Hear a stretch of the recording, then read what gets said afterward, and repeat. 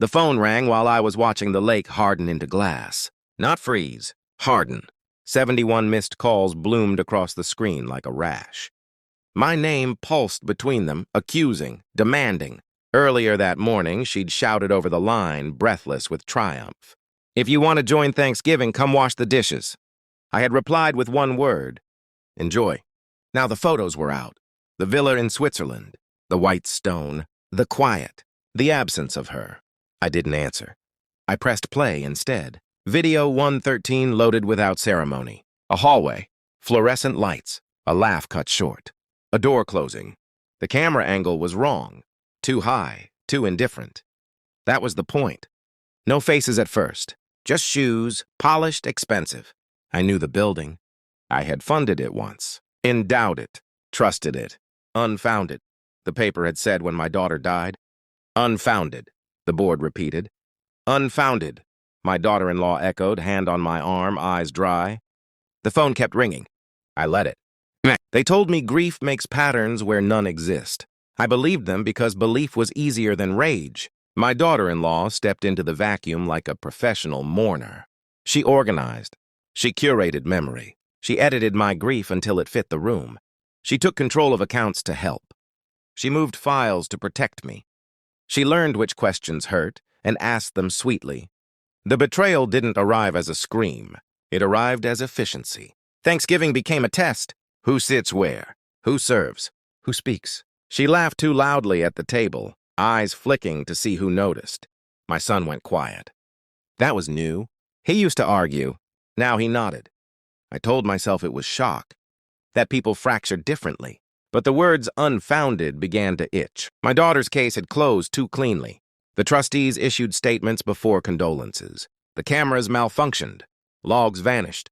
A witness recanted with a new car in the driveway. My daughter-in-law called me daily, sometimes twice. Always with updates I hadn't asked for. Always with a suggestion. Sell this, donate that. Let it go. Let it go. I started sleeping with the lights on. Not from fear, from attention. I didn't confront. I observed. I pulled phone records through a charity audit. Learned who called whom after midnight. Not names, patterns. I requested archived security footage for insurance. Received a box of blanks. One file heavier than the rest. I watched my daughter-in-law when I mentioned Switzerland in passing. Her smile arrived late. Her eyes did not. I hired a researcher who didn't believe in coincidences. He found a forum post from 7 years ago. A whisper. A username that matched a trustee's old email handle. Another whisper. A list, numbers. 113. I traced donations. The same shell foundation appeared again and again, cushioning silence. My own signature sat beneath one line item. I felt cold pride at the craftsmanship of the lie. At dinners, I nodded. I complimented the food. I asked about school fundraisers. Inside, I rehearsed questions I would never ask aloud. At night, I watched video 113 in pieces. I learned the rhythm of guilt. The way a man straightens a cuff when he thinks he's invisible. I learned my daughter-in-law had access to the server room. Volunteer coordinator, her badge read. I smiled at her. I smiled a lot. The results arrived in a plain envelope. No logo, no apology. A timeline, names, payments, access logs. The footage stabilized. Faces. My daughter's voice appeared in the audio. Like a bruise surfacing. Days later, calm, polite, recorded because she knew. I invited my daughter-in-law to coffee. Neutral ground. Glass walls. Nothing to hide. I slid the tablet across the table without a word. She watched. 10 seconds. 20. Her hand went to her throat, not in surprise, calculation. She searched my face for heat and found none. You don't understand, she said finally, a reflex. I do, I replied. One sentence, no adjectives. Her composure collapsed inward. Tears arrived late, anger followed. She tried bargaining with truths I already owned. They said it would protect the family, she whispered. I nodded. That was the lie that sold everything. The move was simple. Precision always is. I released video 113 to 3 places at once. Not the press, not yet. I sent it to insurers, to donors, to regulators who prefer evidence to outrage. The board convened in emergency silence. Trustees resigned before dawn. Foundations froze accounts. The word unfounded evaporated. I forwarded my daughter-in-law a single email. Subject line, 71 calls.